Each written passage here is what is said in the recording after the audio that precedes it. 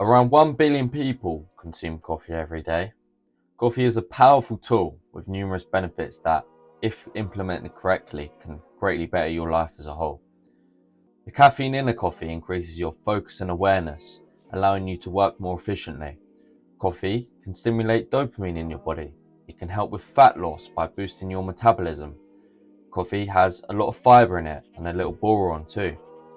Coffee has numerous anti-inflammatory properties in it, which in turn reduces and prevents chronic inflammation in the body, therefore relieving pain, swelling and discomfort associated with inflammation. Studies have shown that coffee actually increases testosterone temporarily, according to the studies, but these studies overall concluded that that's assuming testosterone to cortisol ratio in your body is high and not low. Cortisol is a stress hormone, so that increases when you have coffee. Cortisol is one of the biggest factors of testosterone. The more stress, the lower the test.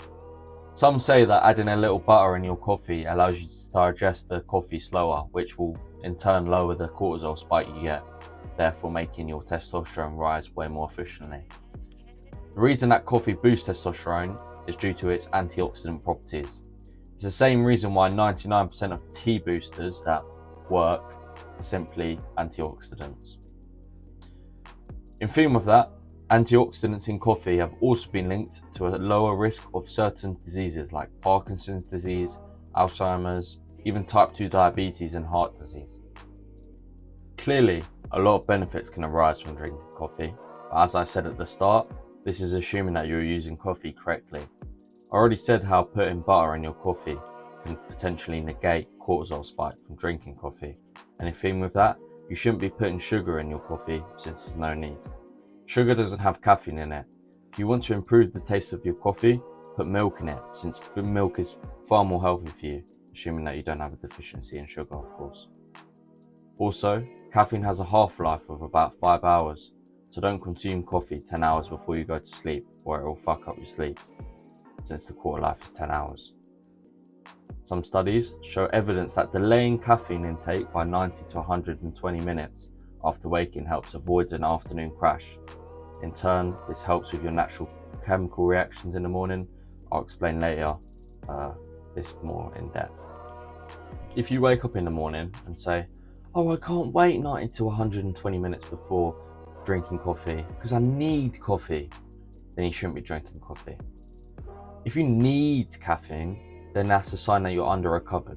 It's like taking paracetamol for a headache. If you're addicted to coffee, have random days throughout the week where you take 0 caffeine to see how you feel. If you feel like a zombie, it shows that you didn't have energy all along. Caffeine was simply blocking the fatigue, giving you the illusion that you had energy. Be cautious when consuming coffee when very fatigued. Fatigue is your body's way of telling you that something's wrong. For instance, you need sleep, you need rest, you need to eat more, you need to get more nutrients. Exerting yourself in a fatigue state obviously makes things worse, not better. It spikes cortisol even more. Caffeine, by masking fatigue, can make you exert yourself even when you weren't supposed to, make you even more fatigued and damage you even more than before. Creates a vicious cycle that many people simply don't understand because they don't understand how caffeine works. It's in fact the biggest mistake that people make when consuming coffee, and the main reason, like I said, is because they don't understand how caffeine actually works. In your body, there's this chemical called adenosine, which is the chemical that makes you feel tired and fatigued. As the day goes on, more and more, adenosine naturally accumulates in your body. What caffeine does is it latches onto these adenosine receptors in your body. So receptors are the things in your body that let the adenosine take place, if you will.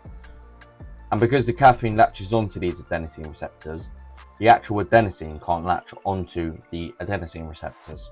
Therefore, you won't feel tired or fatigued. Caffeine doesn't create new energy for you. It makes you feel like you aren't fatigued, even if you are, which in turn creates even more adenosine at a faster rate. When the caffeine does wear off, all this adenosine builds up in your body even more and it hits you all at once. And this is how caffeine crash occurs. As well as this, earlier I said caffeine can stimulate dopamine in your body. Although this isn't wrong, excessive consumption can lead to anxiety and can exacerbate mood disorders in some individuals. Too much caffeine can overstimulate your nervous system, leading to anxiety, jitters, and even panic attacks. My overall point in this video is that with coffee, the poison is in the dose, timing, and circumstance. When drinking coffee, ask yourself, have I drunk too much today? Is this the right time of day to drink coffee? Am I too fatigued to drink coffee? Would this make my anxiety worse? If you can get past all these questions, then coffee is definitely worth it for you. Coffee is the most popular drink in the whole world for a reason, except for water, of course. It's just too powerful. Just don't abuse it. In fact, if you only use coffee when you feel that you don't need it, but you could benefit from it, it's basically all pros and no cons. To quote my mate, if you're cautious when not to consume coffee, it's essentially a good mode drink at that point.